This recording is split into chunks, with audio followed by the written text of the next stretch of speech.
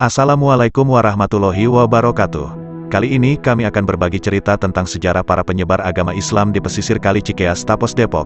Ternyata di Tapos kaya dengan sejarah serta napak tilas para pejuang dan penyebar agama Islam.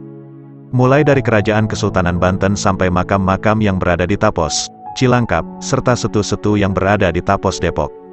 Inilah kisah sejarah perjuangan tokoh-tokoh penyebar agama Islam yang kami awali dari sejarah Kesultanan Kerajaan Banten. Sultan Kerajaan Banten yang berkuasa pada tahun 1651 sampai tahun 1683. Pada masa pemerintahan Sultan Ageng Tirtayasa yang menjadi putra mahkota ialah putranya yang tertua bernama Pangeran Gusti atau Pangeran Anom dan terkenal dengan julukan Sultan Haji. Ia sangat mudah terpengaruh oleh kompeni bahkan gaya hidupnya ke barat-baratan, sehingga banyak berselisih faham dengan Sultan Ageng Tirtayasa. Sultan Ageng Tirtayasa sangat menyadari hal itu, sehingga ia mulai bersiap-siap menghimpun kekuatan dengan daerah-daerah kerajaan yang sependirian dengannya untuk menjaga pengaruh kompeni yang ingin menjajahnya.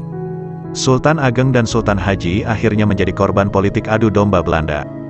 Pada tanggal 26 malam 27 Februari tahun 1682 Sultan Ageng Tirtayasa mengeluarkan perintah untuk segera menyerang Sorosowan di tempat Sultan Haji.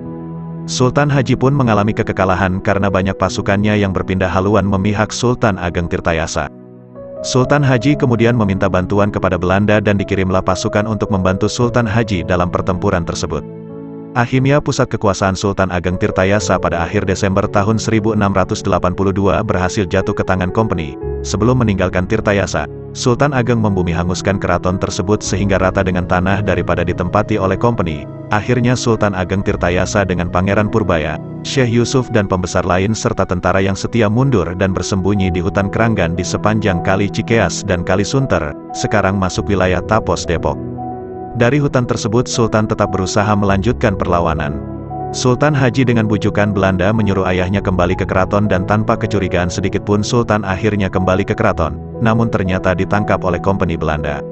Itulah kerjasama yang dimaksud oleh kompeni Belanda dan ia dimasukkan dalam penjara di Jakarta yang dijaga oleh serdadu-serdadu kompeni. Akhirnya pada tahun 1692 di tempat itu pula Sultan Ageng meninggal dan makamnya dimintakan untuk dimakamkan di samping para makam Sultan di sebelah utara Masjid Agung di Jakarta. Namanya dijadikan nama jalan di daerah Kebayoran Baru, Jakarta Selatan. Berkunjunglah ke mata air Kali Sunter di Tapos, rasakan kesejukan alami di antara rerimbunan pohon yang masih asri menghampar. Tak ada yang mengira bahwa wilayah mata air ini menghimpun kisah-kisah kepahlawanan yang heroik.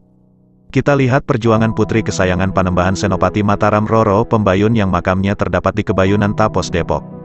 Kecintaan pada negerinya mendarah daging, bersama anaknya Ki Raden Bagus Wanabaya dan Tumenggung Ubhasanta, bahu-membahu bersama cucunya Nyi Utari Sandijayaningsih berjuang melawan tentara Belanda di Batavia tahun 1629. Nyi Utari pahlawan putri yang mendapat gelar langsung dari Sultan Agung Hanyokrokusuma inilah yang mampu menebas leher Jan Pieter Sunkowen, Gubernur Jenderal Belanda keempat di Hindia Belanda. Ia membunuh Gubernur Jenderal Belanda itu bersama suaminya Santri Yuda atau Wali Mahmudin. Kini jasad mereka berbaring tenang di makam keramat Tapos, dinaungi pohon beringin low bergaris tengah 2 meter yang merunduk seakan menghormati sang pahlawannya. Lalu ada pula saudaranya Raden Panji Wanayasa yang dimakamkan di pinggir Setu Jati Jajar, tokoh misterius yang ikut perang melawan Belanda 2 kali, saat Mataram menyerang Batavia dan Perang Banten di tahun 1682. Tokoh inilah yang menyebabkan pasukan Zeni Kompeni Belanda membuat setu-setu di Depok, dalihnya untuk penampungan air. Padahal mereka mencari simpanan harta karun Banten di sisi makam para pemimpin Banten, maka konon Depok terkenal dengan setu-setunya. Berkunjunglah ke makam seorang panglima kerajaan Banten bergelar Tubagus Pangeling dan sahabatnya Kiai Mas Besot di Keramat Lewi Nanggung di pinggir Kali Cikeas.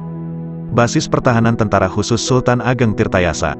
Pasti hati kita langsung teduh, terbuai oleh kesejukan makam sang pahlawan muslim di abad ke-17 ini. Murid Syekh Yusuf Al-Makassari ini adalah salah satu putra Sultan Abdul Fattah atau lebih dikenal sebagai Sultan Ageng Tirtayasa. Tak jauh dari Lewi Nanggung juga terdapat makam Nyai Ambo Mayangsari, istri Pangeran Purbaya kakak Tubagus Pangeling yang tewas dalam pertempuran Cikeas tahun 1682. Makamnya dinaungi dengan kerindangan pohon hijau di Cimpaan. Takdir maut menjemput di Cikeas padahal dia telah menemani suaminya Pangeran Purbaya dibuang ke Sailan oleh kompeni Belanda. Yang lebih fenomenal adalah makam Santri Betot di mata air Kali Sunter. Tokoh yang beristrikan keturunan Chinese ini dikenal sebagai bendaharawan Keraton Banten. Berpeti-peti harta kerajaan Banten diduga disembunyikan oleh pasukan Santri Betot di sepanjang aliran Kali Sunter. Makamnya sangat sederhana, terletak di Kampung Poncol Cilangkap Tapos Depok. Tokoh yang pernah dibuang bersama Syekh Yusuf Al-Makassari ini bernama asli Lai Suntek. Apakah nama ini berkaitan dengan pemberian nama Kali Sunter tentu masih perlu diidentifikasi lebih lanjut. Lalu mampirlah sejenak di makam Uyutrin Reksobuwono. Makam ini konon berisikan jasad utuh Sang Panglima Banten di tahun 1682 yang dipindah dari komplek lapangan golf Emeralda tahun 1980-an. Konon sebelum dipindah tanpa izinnya bulldozer proyek selalu tak mampu mendekati makamnya. Setelah negosiasi yang alot dengan medium orang pintar barulah beliau mau dipindah ke makam yang baru di atas rumah potong hewan, RPH, di Tapos. Mau ketenangan yang luar biasa? Datanglah ke makam Emak Uyut Cerewet di Cilangkap Setu. Sepoi-sepoi angin semilir mengiringi cericit burung di kompleks makam tak bernisan ini. Konon makam ini adalah makam salah satu keturunan Sunan Kalijaga bernama Embah Dalem Sapu Jagat, yang menguasai Sendang Karsa di Cilangkap, Tapos Depok.